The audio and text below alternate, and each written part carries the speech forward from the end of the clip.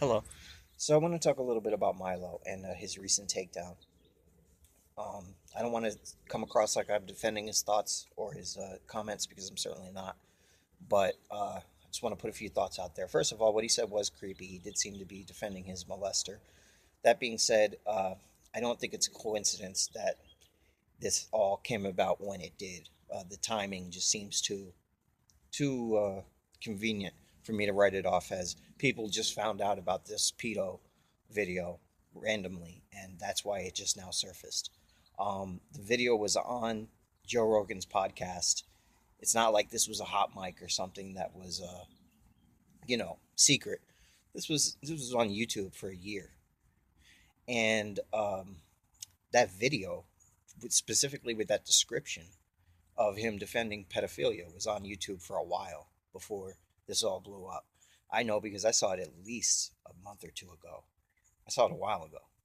Um, so it seems like it was a coordinated effort to take him down, and I think it was related to the Berkeley incident. I think that he got a lot of press and fame off of that, and once he became big enough to be on the radar um, of the mainstream media, his opponents, either his opponents that he already had or his opponents who just now learned about him because he became more famous, either went digging for that material to take him down, or they were sitting on it and then they launched a campaign. There was, of course, a post on 4chan about, I think the night before the mainstream media blew this up, saying there's going to be an attack on Milo because they were part of some newsletter or whatever, basically forecasting that it was going to happen. Um, so I think there's considerable evidence that it does seem like it wasn't just a random people just found out about this. It was a coordinated effort, and it was at the very least it was related to the Berkeley incident, and it was related to the controversy surrounding Milo.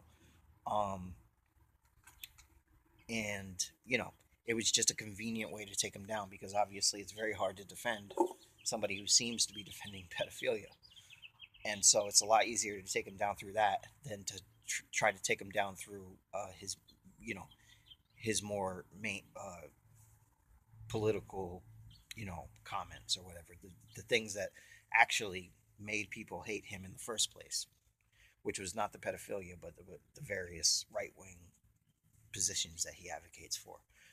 And so that's the first thing. Just so we understand, and once again, that's not a defense of what he said, but just so we understand that I do think that this was a political character assassination. And it was politically motivated by factors other than his defense of pedophilia. Um, the pedophilia was just a perfect weapon to take him down, basically.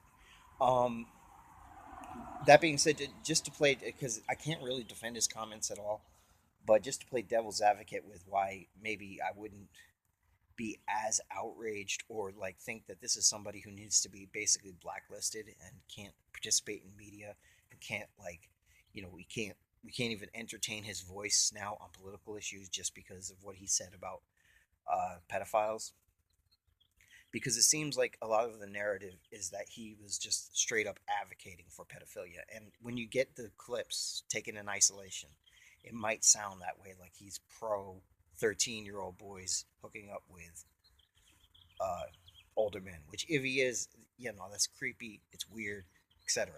But just the only one that I would sort of semi like play a devil's advocate for is when the one where he was talking about himself as a 13-year-old boy who was molested by his priest, and then he sort of defended the priest after that. Now, I wouldn't defend the priest, but I'm just saying, let's reverse the scenario.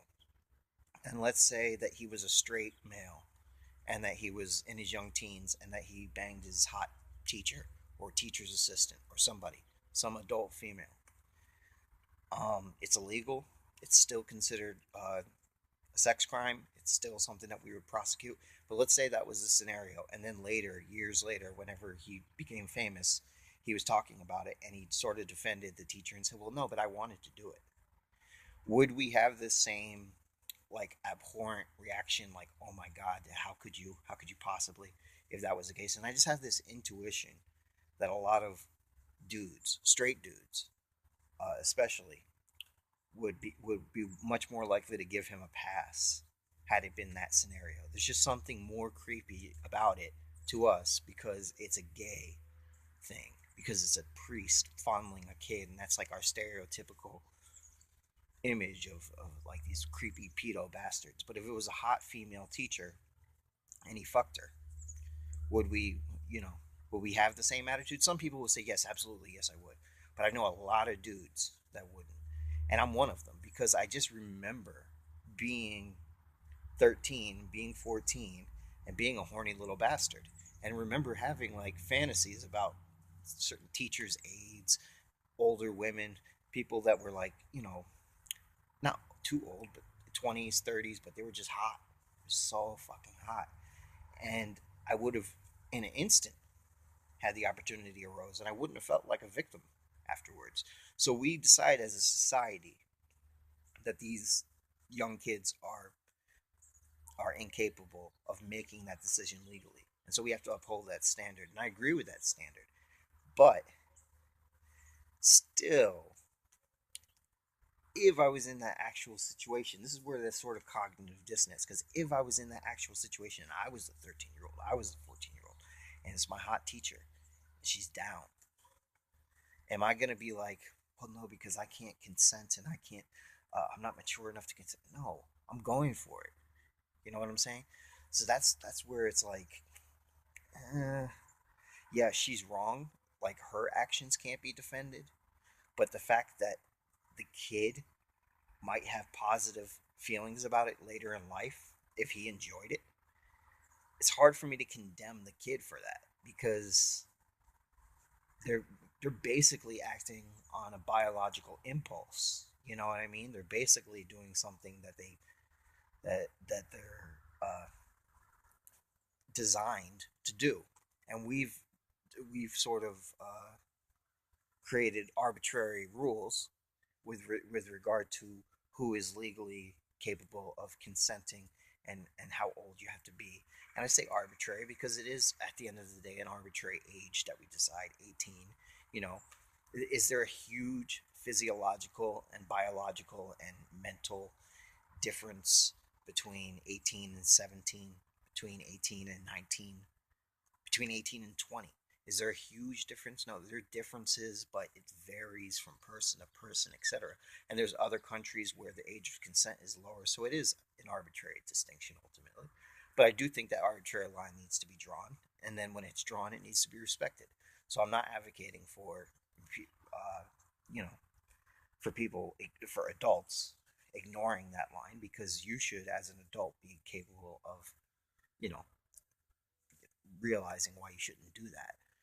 But that being said, these kids who are under that arbitrary line, who feel the urge, you know what I mean, who are horny little bastards or whatever, and feel the urge to do things, they're going to do it. And one other personal sort of story I would relate, and it's not a personal story from my experience, but a friend of mine who's gay, and he was a horny little bastard when he was a kid, and he used to fuck around all the time with other young males or whatever. And he also, when he was 13, had a relationship with his mom's boyfriend. His mom never knew about it. She still doesn't know about it. But when I talked to him about it, like, I was the same like Joe Rogan in that podcast. Like, dude, that's fucking creepy. Like, that dude's a pedophile. You know what I mean? You're a victim. Fucking. And my friend had sort of the same attitude as Milo. He was sort of like, yeah, no, but I wanted to do it. Like, it was hot. Like, I was into it. And so it's like, when I heard about this incident, is I'm not defending it, but at the same time, I sort of almost relate to it in a way that, like, yeah, I've heard about that sort of thing before. And you have to remember that teenagers can be, at the end of the day, hormonal, horny little bastards who do want to do things like that. Doesn't mean we should let them, but they do. And so maybe we should cut Milo a little slack, saying that he was the victim and not the perpetrator. And scold him certainly for not, as an adult, realizing, no, yeah, what he did was wrong, and he should have, that priest should definitely feel bad about what he did. But you know, I don't know, sort of rambling at this point, but it's like maybe there was some cognitive dissonance there. Maybe Milo never really came to terms with what happened to him when he was younger. You know what I mean? I don't get how we don't like show a little bit more sympathy as a society to that sort of thing, considering that we're like this, we're going in this direction of feminism and of, not shaming the victim and this, that, and the third. And I agree with a lot of those ideas, and I just don't see why now that because it's a political rival, because it's somebody who they think ultimately Milo's greatest sin was not defending that priest. Ultimately, his greatest sin, and I'm speaking politically, was saying that lesbians are not, they don't exist, saying things like that can be construed as homophobia, transphobia, etc., etc. That's what pisses the left off more than anything else.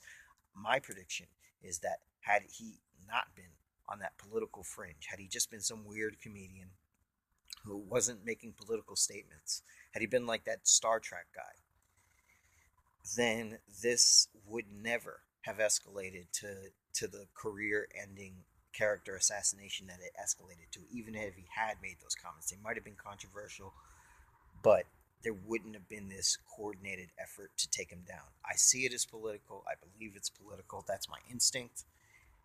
And it's a hunch. I don't claim that it's a fact, but I, yeah, that's how I see it. And I'd be interested to hear arguments to the contrary of how a year later it could just so happen that that video goes completely viral for for whatever apparent reason, just because now he has a little more recognition. I feel like no, I feel like it did, and there was a lot of people who just learned about it, but there was also a lot of people who were like, we need a way to destroy him, and that was the perfect way, and it was successful. And at the end of the day, he was a troll and a provocateur, and you know what they say: when you play with fire, you can get burnt, and I think that's what happened.